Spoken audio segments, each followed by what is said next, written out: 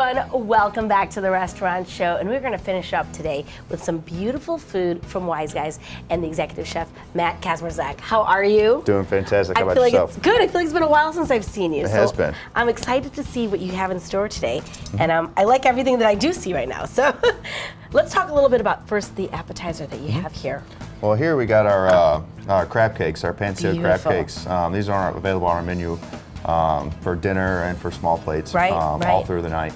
But we use a majority lump crab meat. Okay. We hit a little crab claw or claw meat in there too, just to kind of bind it. So if you use all lump, it's not really going to roll real nice and pretty like it is right there. Right. And then we do a fire roasted corn salad in there. I love that. And with the fire roasted corn salad, is that something? I mean, because now corn's going to be really coming into season. Oh yeah, absolutely. It's a great thing to add to like. Corn salad to anything seems wonderful. Exactly. How do you, just real quick, what would be your suggestion? Do you roast it in the husk? Not in the husk? We personally do it in the husk because if you don't do it in the husk, what's going to happen is the corn's going to burn before it cooks. Gotcha. Okay, so you want to do it in the husk. Yeah, all dark on the outside, and then it's going to be super crunchy on the inside. Well, that is absolutely beautiful. Okay, and I know now you're starting off these beautiful lamb chops. Now tell me a little bit about the lamb chops that you're doing here. What we're doing is we use Australian lamb. We have this on our menu. This is available on our menu as well for our dinner. Right. Now what we do with ours, we toss it in a Greek marinade. Okay. Which basically consists of a little bit of olive oil, some garlic, rosemary, and a couple other different little spices, salt and pepper and stuff like that in there. And now, so that would be conducive of the Greek seasoning, like, because I feel like that flavor profile goes well with the It goes very well lamb. with the, It goes fantastic with lamb, and it honestly goes very well with a lot of other flavors or a lot of other food you want to cook with. Exactly. And now, how long did you marinate those for? We typically try to do like a 24-hour marinade on them. Okay, because you really want it to penetrate. Yeah, you want it to soak in all those flavors and everything like that. Right.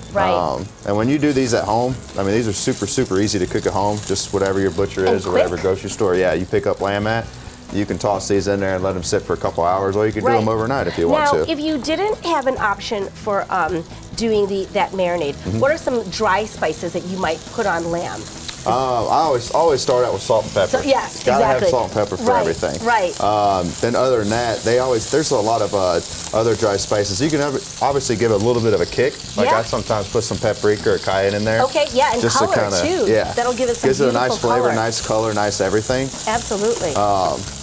And I like my lamb like a rare to mid-rare. That's really how I've seen it mostly. Is you usually do not see a well done No, lamb. I mean you'll get people that want it like that, but for if you want to maximize the flavor on it and everything, you get it like that. Now tell us a little bit about what you guys have going on as far as I know you have your outdoor dining and things like that. Your early bird. Tell me about your great early bird again, because I feel like people don't know enough about WiseGuys with all their special things that are going on.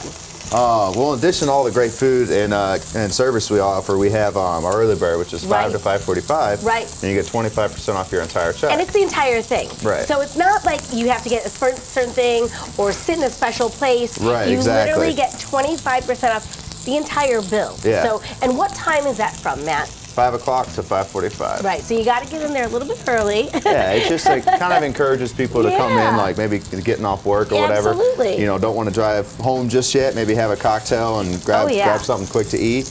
And I know Cheetah's back there behind the bar, really putting together some fantastic drinks. We've got over 200 wine selections in our restaurant right now. Right. And the wines alone should be enough to drive people in there. Exactly. But we do, I was actually talking to them yesterday, and we actually have a lot of cool bourbons.